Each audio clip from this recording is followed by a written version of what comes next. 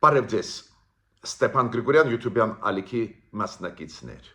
Ողջունում եմ ձեզ բոլորիդ, այսօր մարտի 9-ն է։ Մենք շարունակում ենք մեր աշխատանքը։ Այսօր մենք անպայման կխոսենք նրա մասին, ինչ է նշանակում, որ Իրանում ընտրեցին նոր հոգևոր առաջնորդ։ Ով է դա։ Հիշում եք, Դոնալդ Թրամփը նախագահ Միացյալ Նահանգների զգուշացնում էր Իրանին, որ առանց իրեն չպետք է ընտրեն նոր հոգևոր առաջնորդին կամ ընդհանրապես չպետք է ընտրեն կամ եթե ընտրում են միայն իր համաձայնությամբ։ Անտեսեց Իրանը, Իրանի ռազմական էլիտան, քաղաքական էլիտան անտեսեցին այս Դոնալդ Թրամփի առաջարկությունը, ինչի է դա բերելու։ Թրամփի քաղաքականությունը կամաց ուրվագծվում է եւ Թրամփի գլոբալ քաղաքականությունը եւ մեթոդները աշխատանքի Դոնալդ Թրամփի Միացյալ Նահանգների նախագահի։ Դրա մասին էլ կխոսենք, քանի որ դա հետևանքներ կունենա ամբողջ աշխարհի համար, դա ինչ է նշանակում։ Հայաստանի անելիքը։ Ես պնդում եմ, որ Հայաստանը պետք է դուրս բերի հայ-իրանական սահմանից ռուս սահմանապաներին։ Խառնվեց իրավիճակը Իրանում, լրջագույն իրավիճակ է, ակնհայտ է, որ հակամարտությունը կշարունակվի, դա կարող է բերել ապակայունացման Իրանի ներսում, ավտոմատ դա նշանակում է, որ սահմանները ցամաքային Իրանի տարբեր պետությունների հետ հարցականի տակ կդրվեն։ Նաև վտանգի տակ կդրվի հայ-իրանական սահմանը։ Ուրեմն այս սահմանը պետք է վերահսկողության տակ լինի Հայաստանի եւ Իրանի։ Ու ոչ մի այլ խաղացող չպետք է ստեղ դեր ունենա։ Ուրեմն դա նշանակում է, որ Հայաստանը իմ կարծիքով պետք է շտապ այդ հարցը լուծի։ Հայաստանի քայլերի մասին անպայման կխոսենք, ես դες ասել եմ, իմ կարծիքով բավական adekvat մենք արձագանքեցինք, բայց խորանում է այս պատերազմը, խորանում են այն ճգնաժամային իրավիճակները, որոնք կան եւ Իրանում եւ Իրանի շուրջ։ Ուրեմն հայ-իրանական սահմանը կարող է ենթարկվել ինչ որ փոփոխությունների, ու դրան մենք պետք է պատրաստ լինենք։ Ուրեմն սկսում ենք մեր աշխատանքը, մինչև սկիզբը մեր աշխատանքի ես խնդրում եմ ձեզ բաժանորդագրվել, կիսվել, լայքել, դուք տեսնում եք ինչ ինֆորմացիոն դաժան պայքար է գնում, ուրեմն այն վերլուծությունները, այն ինֆորմացիան ստուգված վերստուգված, որը մենք ձեզ տալիս ենք, պետք է դուք աջակցեք մեզ, որ ավելի արագ ու էֆեկտիվ հասնի հայությանը եւ սփյուռքայությանը եւ Հայաստանի Հանրապետության քաղաքացիներին։ Ուրեմն սկսում ենք մեր այսօրվա աշխատանքը։ Ես պետք է ասեմ, որ ուսումնասիրելը Դոնալդ Թրամփի քաղաքականության դա անհրաժեշտ մասն է մեր աշխատանքի փորձագետների ու հույսով եմ նաեւ պետական ինստիտուտները ուսումնասիրում են Դոնալդ Թրամփի քայլերը ամենահզոր երկրի այս երկրագնդի։ Դոնալդ Թրամփը հիշում եք ինչ մեթոդներ է օգտագործում։ Եթե ինքը ուզում է ինչ որ հարց լուծել, որը համարում է Միացյալ Նահանգների համար շատ կարևոր, ինքը սկսում է քաղաքական դիվանագիտական ճնշում այդ երկրի վրա։ Օրինակ Պանամայի դեպքում դուք հիշում եք, Պանամայի ջրանցքի մասին է խոսքը, այդ Պանամայի կանալի մասին էր խոսքը, հիշում եք, Պանաման տվեց այս ջրանցքը կառավարմանը Չինաստանի, Միացյալ Նահանգները դժգոհ էին, պատկերացնում եք Միացյալ Նահանգները 20-րդ դարի սկզբում կառուցեցին այս ջրանցքը ու տրվեց այդ ջրանցքը Պանամայի կառավարության կողմից Չինաստանին, բարձր Միացյալ Նահանգները դժգոհ էին ու Դոնալդ Թրամփը սկսեց քաղաքական դիվանագիտական ճնշում Պանամայի ղեկավարության վրա։ Պանամայի ղեկավարությունը իմ կարծիքով ճիշտ կողմ որոշվեց, չեղյալ համարեց այն պայմանագրերը, որոնք կնքեց չինական ընկերությունների հետ ու նորից վերականգնեց համագործակցությունը կանալայի այդ Պանամայի կանալի ջրանցքի հետ կապված Միացյալ Նահանգների հետ։ Ու դրանով ավելի ավարտվեց, հիմա գնում է համագործակցություն Միացյալ Նահանգներ Պանամա։ Այն դեպքերում, երբ որ կա շահ Միացյալ Նահանգների, Դոնալդ Տրամպը համարում է դա կարևոր հարց, բայց պետությունը չի ենթարկվում այդ քաղաքական դիվանագիտական ճնշմանը, որը եղավ օրինակ Վենեսուելայի դեպքում, Դոնալդ Տրամպը անցնում է այլ քայլերի, շրջափակման քայլերի, սանկցիոն քաղաքականության, նույնիսկ ուժային ինչ-որ քայլերի։ Այդպես եղավ օրինակ Վենեսուելայի դեպքում Մադուրոն զգուշացումները Միացյալ Նահանգների չհարգեց, չլսեց, շարունակեց նավթը ուղարկել Ռուսաստանին, շարունակեց քայլեր Միացյալ Նահանգների դեմ, համագործակցելով նույն Ռուսաստանի հետ, նույն Չինաստանի հետ, դա ավարտվեց նրանով, որ օդը Վենեսուելայի փակեց Դոնալդ Տրամպը, հետո ծովը փակեց իրենց համար ու վերջում ուժային քայլեր արեց, Մադուրոին ձերբակալեցին ու տարան Միացյալ Նահանգներ ու հիմա դատում են։ Երբ որ արձագանք չկա այս կամ այն պետությունից, Դոնալդ Տրամպը անցնում է ավելի կտրուկ քայլերի, ընդհուպ ռազմական ինչ-որ ուժային քայլերի։ Այդպես մեկուսացվեց Մադուրոն ու դուք գիտեք, երեք Միացյալ Նահանգների կառավարությունը ճանաչեց այսօրվա կառավարությունը Վենեսուելայի։ Իրանք ասեցին, այս ժամանակավոր նախագահան ու կառավարությունը լեգիտիմ են, քանի որ մեզ հետ աշխատում են։ Ռեալ Միացյալ Նահանգները վերահսկողության վերցրեցին ամբողջությամբ նավթը, ընդերքը Վենեսուելայի ու այսօրվա կառավարությունը Վենեսուելայի ենթարկվում է Միացյալ Նահանգներին։ Բայց կա երրորդ տարբերակ գործողությունների Միացյալ Նահանգների կողմից, երբ որ շատ են դիմադրում այս կամ այն պետությունները։ Ու եթե հարցը անչափ կարևոր է Միացյալ Նահանգների համար, Դոնալդ Տրամպը այս ադմինիստրացիան Միացյալ Նահանգների նույնիսկ անցնում է մեծ ռազմական օպերացիաների, գործողությունների, ինչը մենք տեսնում ենք Իրանում։ Մենք տեսնում ենք, որ Դոնալդ Տրամպը կարևորագույն իր համար հարցերում ճնշում է գործադրում, եթե այդ ճնշումը դիվանագիտական, քաղաքական աշխատում է, ուրեմն լեզու գտնում են, ստորագրում են պայմանագրեր, Պանամայի պես գնում են առաջ, եթե դիմադրում են, ոնց դիմադրեց Վենեսուելայի նախագահ Մադուրոն, ուրեմն ձերբակալում են, իշխանափոխություն կատարում են, կոպիտ ասած, այդ երկրում ու վերահսկողության տակ վերցվում է այս երկիրը, բայց կա երրորդ տարբերակ, երբ որ անհնար է փոփոխություն կատարել առանց մեծ ռազմական գործողությունների։ Դա մենք հիմա տեսնում ենք Իրանում։ Իրանում գնում է մեծ ռազմական օպերացիա Իրանի իշխանությունների դեմ։ Ու ստեղ էլ Միացյալ Նահանգները փորձում են իշխանությունը փոխել, ռեժիմը, որը կա Իրանում, փոխել։ Ես հատուկ մանրամասն հիմա ձեզ բացատրում էի Դոնալդ Տրամպի քաղաքականությունը, իր աշխատանքի մեթոդները, որ մենք հասկանանք ինչքան կտրուկ տրամադրված են ամերիկացիք։ Հենց Դոնալդ Տրամպի ադմինիստրացիան, որ հասկանանք ինչ է կատարվում աշխարհում։ Պետք չի մտածել, որ ինչ-որ ախորան քայլեր են արվում, շատ հստակ քաղաքականություն է, կարևորագույն Միացյալ Նահանգների համար աշխարհի ռեգիոններում, տարածաշրջաններում արվում են քայլեր, սկզբից դիվանագիտական քաղաքական ազդեցությունը ուժեղացնում են, եթե արձագանք չկա, նույնիսկ ռազմական գործողություններ կարող են արվել կամ սանկցիոն կոշտ քաղաքականություն կամ փակել օդը, փակել ծովը այդ երկրի համար։ Ու երրորդ ճանապարհը, եթե դա չի օգնում,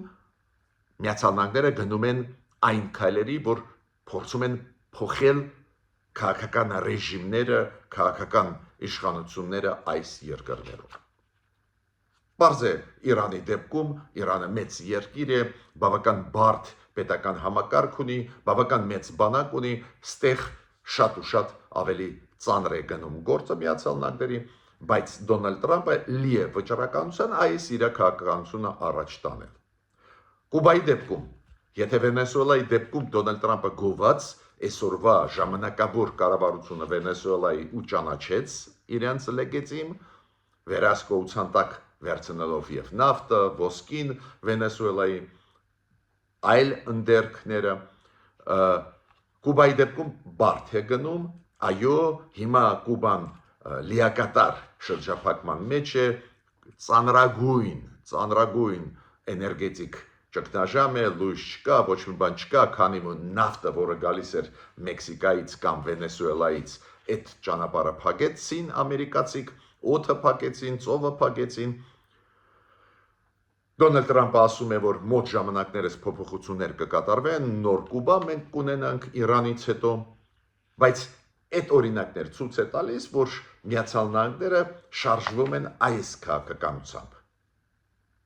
Գնում են փոփոխությունների այն երկրներում, նաև այդ թվում իրենց իշխանությունների, որոնք չեն համաձայնվում Դոնալդ Տրամպի քաղաքականության հետ։ Իդեպ ասեմ ձեզ, դուք կարող եք ասել, բայց ուր են նույն Ռուսաստանը կամ Չինաստանը։ Ռուսաստանը թուլացած է, Ռուսաստանը միայն այդ երկրներին օգտագործում է իր հարցերը լուծելու համար, հանձնում է իրար հետևից իր դաշնակիցներին, ոնց հանձնեց Հայաստանը, Սիրիան, Վենեսուելան, հիմա կհանձնի Կուբան ու հանձնեց Իրանը, դրա մասին հիմա խոսում են ոչ միայն մենք, փորձագետներս Հայաստանի, նաև Ռուսաստանի փորձագետները, թուլացած է պատերազմով Ուկրաինայի դեմ։ Չինաստանի դեպքում Չինաստանի քաղաքականությունը այլ է։ Չինաստանը համագործակցում է բոլորի հետ, բայց ոչ մի նպատակներ չունի, ասենք պատերազմական ուժային գործողությունների մեջ մտնել Միացյալ Նահանգների հետ, ոչ մի ցանկություն չունի։ Չինաստանը միայն օգտագործում է դիվանագիտական քաղաքական մեխանիզմներ կանգնացնելու համար պատերազմը, կոչեր է անում, որ պատերազմները դադարեցվեն, ուժային քայլեր չարվեն։ Ուրեմն այն քաղաքականությունը, որը վարում է Դոնալդ Տրամպը, այսօր ամենագլխավոր քաղաքականությունն է աշխարհում։ Թելադրում են խաղի կանոնները, Միացյալ Նահանգները պետք է իմանանք դրա մասին։ Դոնալդ Տրամպը իդեպ ասեց, որ Իրանում շատ հավանական է, որ իրանք կանցկացնեն ցամաքային օպերացիա, ցամաքային գործողություններ, կմտնեն ցամաքով, իրանց բանակով Իրանի տարածք։ Դոնալդ Տրամպը ասեց, դա կապված է հարստացված ուրանի հետ։ Իրանք ուզում են հարստացված ուրանը վերցնել վերահսկողության տակ։ Այդ հարցերը ինքը ասեց չի ստացվում լուծել օդով, ռմբակոծելով Իրանի այդ միջուկային ծրագրերի հետ կապված գործարանները։ Ինքը նաև ասեց, որ կարող է քարտեզը Իրանի փոխվի։ Դոնալդ Տրամպը ասեց, եթե իր ուզածով իշխանափոխություն չկատարվի Իրանում, շատ հավանական է, որ քարտեզը Իրանի կարող է փոխվել, ու ակնարկը ինչի վրա է, որ սեպարատիստական շարժումները կուժեղանան ու կպայթի այդ երկիրը կբաժանվի մասերի։ Ճիշտ ձեզ ասեմ, մեզ համար դա միգուցե ամենավատ սցենարն է զարգացման։ Մենք ունենք ընդհանուր սահման Իրանի հետ, այդ ճանապարհը կարևորագույն ճանապարհն է մեր առևտրի համար, մեր համագործակցության համար ոչ միայն Իրանի հետ, նաև այլ երկրների հետ, նաև այդ թվում Պարսից ծոցի երկրների հետ ու ամենալավ սցենար չի։ Բայց ես չեմ բացառում, որ Դոնալդ Տրամպը այդ ճնշումը քաղաքական անում է, որ Իրանը գնա զիջումների։ Դոնալդ Տրամպը նաև ասեց, որ ինքը չի ուզում, որ քրդերը Իրանում ըմբոստանան, որ չտուժեն, որ իրանց վրա հարված չկա։ Ես ենթադրում եմ, որ այն, ինչ ուզում էին անեն ամերիկացիք քրդերին իրանց կողմ անցնել ստիմուլ տան, դա չստացվեց, դա է պատճառը, որ Դոնալդ Թրամփը ասում է, դե քրդերի աջակցությունը մեզ պետք էլ չի, չենք ուզում իրենց հարվածի տակ դնել։ Քրդերը իմ կարծիքով չգնացին այդ քայլերի մի շարք պատճառներով։ Դուք հիշում եք Սիրիայի պատմությունը, Սիրիայում ամերիկյան զորքերը կանգնած էին հենց քրդաբնակ վայրերում ու բավական լավ համագործակցում էին ամերիկացի քրդերի հետ, բայց այս նոր պրոթուրքական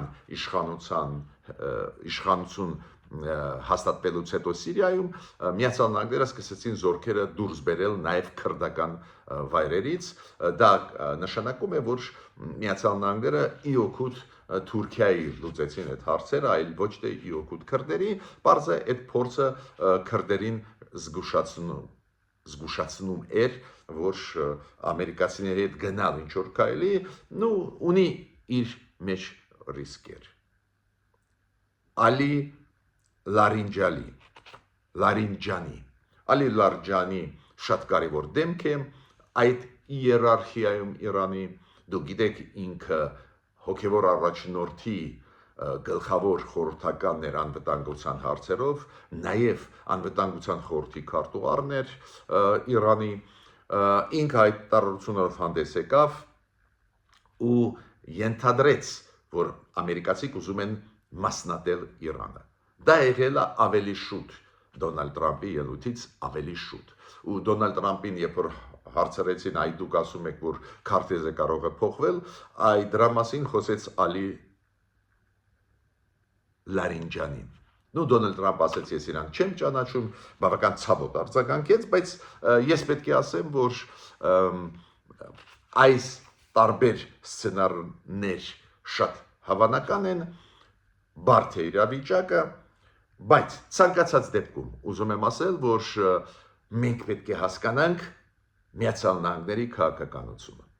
Դոնալդ Թրամփի քաղաքականությունը տրամաբանություն ունի։ Կարելի է համաձայնվել, կարելի է կիսով համաձայնվել, բայց տրամաբանություն ունի։ Դոնալդ Թրամփը համարում է, որ կան տարածաշրջաններ, կան երկրներ, որոնք անչափ կարևոր են Միացյալ Նահանգների անվտանգության համար, ու այդ երկրների վրա սկսվում է ճնշում։ Եթե լսում են Պանամայի հետ ստորագրում են պայմանագրեր, զարգացնում են հարաբերություններ, եթե չեն լսում, սկսվում են սանկցիոն քաղաքականություն, ճնշում, ոնց եղել է Վենեսուելայի դեմ, եթե պետք է նույնիսկ այս երկրի ղեկավարին ձերբակալում, տանում, դատում են, ու Մադուրոն արժանի էր, որ իրան դատեին, իրան ձերբակալեին, բայց մեթոդը դա է, մեկուսացնել ռեժիմի ամենակարկառուն դեմքերին ու այս երկրի հետ հետո համագործակցել։ Հիմա Վենեսուելան ենթարկվում է Միացյալ Նահանգներին, նավթը Վենեսուելայի ամբողջությամբ Միացյալ Նահանգների վերահսկողության տակ է, պարզ է շատ ու շատ վտանգներ, որոնք գալիս են Մադուրոյից, ցրվեցին։ Բայց Իրանի դեպքում բարդ է վիճակը, քանի որ մեծ երկիր է, ուստեղ Միացյալ Նահանգների գործողությունները Իսրայելի հետ միասին պարունակում են նաև բացի սանկցիոն քաղաքականությունից, ճնշումներից, դիվանագիտական քաղաքական, նաև պարունակում են մեծ ռազմական գործողություններ, ռմբակոծություններ, Իրանի տարբեր օբյեկտների վերացրեցին գլխավոր դեմքի Իրանի հոգևոր առաջնորդին, որը Սահմանադրության համաձայն առաջին դեմքն է Իրանի, այստեղ ավելի բարդ են զարգացումները, բայց ստեղ էլ Միացյալ Նահանգները գլխավոր իրանց նպատակը, որը դնում են, փոխել ռեժիմը Իրանում։ Իրանը շարունակում է լարվածություն պայել Ադրբեջանի հետ կամ Ադրբեջանը Իրանի հետ, այն ռմբակոծություններից հետո, որոնք եղել են Նախիջևանի դեմ ուղված, Իրանը ասում է մենք չենք արել, երեք եղել է հեռախոսազրույց Պեզեշկյանի, Իրանի նախագահ եւ Իլհամ Ալիևի միջև, նորից Պեզեշկյանը ասեց, որ մենք չենք արել, դա արել են թշնամիները Իրանի, ինչ որ զրույց գնաց, բայց միջև այդ ուժային կառույցները Իրանի հայտարարել են, որ եթե Ադրբեջանը դուրս չբերի իր տարածքից Իսրայելի զինվորներին, սպաներին, վատ կլինի, նաև այս Ալի Լարիջանին կարևորագույն դեմքը նոր ասեցի Իրանի իերարխիայում պետական ինքը ասեց, որ եթե Ադրբեջանից մեր դեմ քայլեր արվեն, ինչ որ գա, ուժային քայլ մեր դեմ մենք կպատասխանենք, բայց մենք Ադրբեջանի հետ պրոբլեմ չունենք։ Իդեպ ասեմ ձեզ Ադրբեջանին աջակցեցին շատ ու շատ երկրներ, նաև այդ թվում Էմանուել Մակրոնը խոսած հեռախոսազրույց ունեցավ Ալիևի հետ ու ասեց, որ իրանք դժգոհ են, որ Իրանը հարվածեց Նախիջևանին, պետդեպարտամենտը Միացյալ Նահանգների հայտարարություն արեց, որ գործընկերը Ադրբեջանը Միացյալ Նահանգների ու իրանք չեն ընդունում ու դատապարտում են Իրանի հարձակումը Նախիջևանի վրա, ես պետք է ասեմ, որ քաղաքական դիվիդենդներ ձեռք բերեց Ադրբեջանը այս քայլից, որը արվեց Ադրբեջանի դեմ Իրանի կողմից։ Նու Իրանը ասում է, որ մենք չենք ռմբակոծել Նախիջևանը։ Ցանկացած դեպքում Ալիևը քաղեց քաղաքական դրականը այս process-ից։ Պարոն Բայրամովը արտգործնախարարը Ադրբեջանի ելույթ է ունեցել արտգործնախարարների նիստում թուրքալեզու պետությունների ու այնտեղ նորից ասեց Հայաստան-Ադրբեջան այդ խաղաղության process-ի մասին, բայց ասեց Հայաստանը պետք է փոխի սահմանադրությունը։ Միաժամանակ Ադրբեջանը համաձայնություն տվեց, որ Ռուսաստանից ծորենը 7 վագոն ծորեն Ադրբեջանի տարածքով երկաթգծով մտնի Հայաստան, Վրաստան, կներեք, մտնի Ադրբեջանի տարածք, Ադրբեջանի երկաթգծով մտնի Վրաստանի երկաթգիծ ու Վրաստանի երկաթգծով գա Հայաստան։ Կարծես թե դա բավական դրական ինֆորմացիա է մեզ համար, բայց առանքում անընդհատ ադրբեջանցիք նույնիսկ այս ծանր պայմաններում հիշեցնում էր, որ մենք պետք է փոխենք սահմանադրությունը։ Հիմա կարևորագույն ինֆորմացիա ձեզ տամ, շատ կարևոր է այսօրվա ինֆորմացիան, Իրանում ընտրվեց նոր հոգևոր առաջնորդ Սեյեդ Մոջթաբա Խամենեի։ Ինքը տղան է, որդին է Ալի Խամենեի։ Ինքը ընտրվեց հոգևոր առաջնորդ այատոլլա Իրանի։ Պետք է ասեմ, որ դա պատասխաններ Դոնալդ Տրամփին։ Դոնալդ Տրամփը ասեց, որ եթե Իրանը ընտրի նոր հոգևոր առաջնորդ, նոր դեմք, անպայման պետք է համաձայնեցնի իր հետ այդ տեխնացուն։ Առանց իր հետ համաձայնեցնելու Իրանը ընտրեց նոր իր լիդերին Մոջթաբա Խամենեին անտեսեց, ուրեմն մենք պետք է սպասենք նոր լարվածություն Իրանի եւ Միացյալ Նահանգների միջև, նոր մասշտաբային հարձակումներ Իրանի վրա, ավելին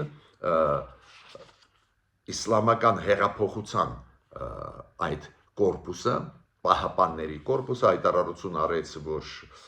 իրանք պատրաստ են պայքարել Միացյալ Նահանգների ագրեսիայի դեմ ու լի են վճռականության հասցնել պարտություն Միացյալ Նահանգերին։ Իրանի ներսում հաղթող դուրս եկավ այս իսլամի հեղափոխության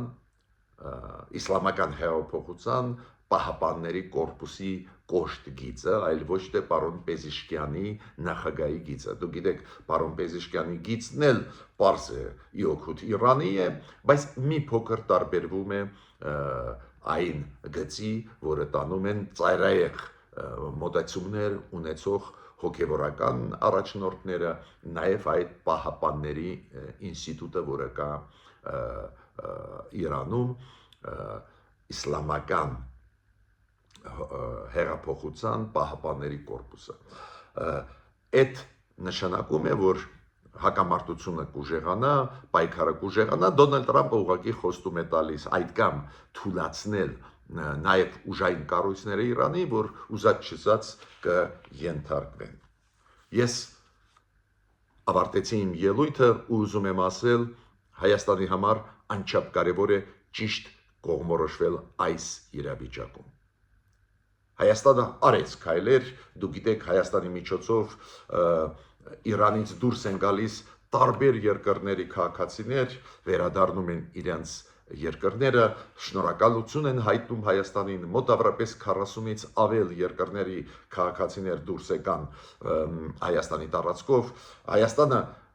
կառավարությունը փորձում է աջակցել այն Հայաստանի քաղաքացիներին, ովքեր գտնվում են Էմիրատներում, Բահրեյնում, չգիտեմ, Քուվեյթում, ովքեր Իրաքում են գտնվում, Իսրայելում, այդ մարդկանց փորձում են դուրս բերել չվերթներով այս ռեգիոնից, որ չտուժեն այս պատերազմական գործողությունների ժամանակ, այդ քայլերը միայն կարելի է ողջունել, բայց պնդում եմ, որ պետք է պարտավոր ենք մենք անել այլ քայլ, կարևորագույն քայլ։ Հիմա այդ խառը վիճակում շատ վտանգավոր է մեզ համար, որ մեր սահմանը Իրանի հետ վերահսկողության տակ է Հայաստանի կողմից, ռուս սահմանապանների կողմից։ Ռուսաստանը թուլացած է ու կարող է ստեղծել շահեր իր, որ ուժեղացնի իր դիրքերը աշխարհում ու շարքի այդ մեր սահմանը Իրանի հետ, վտանգի տակ դնի այդ սահմանը։ Ուրեմն պետք է շտապ դուրս բերվեն ռուս սահմանապանները հայ-իրանական սահմանից։ Միջնոր հանդիպումներ։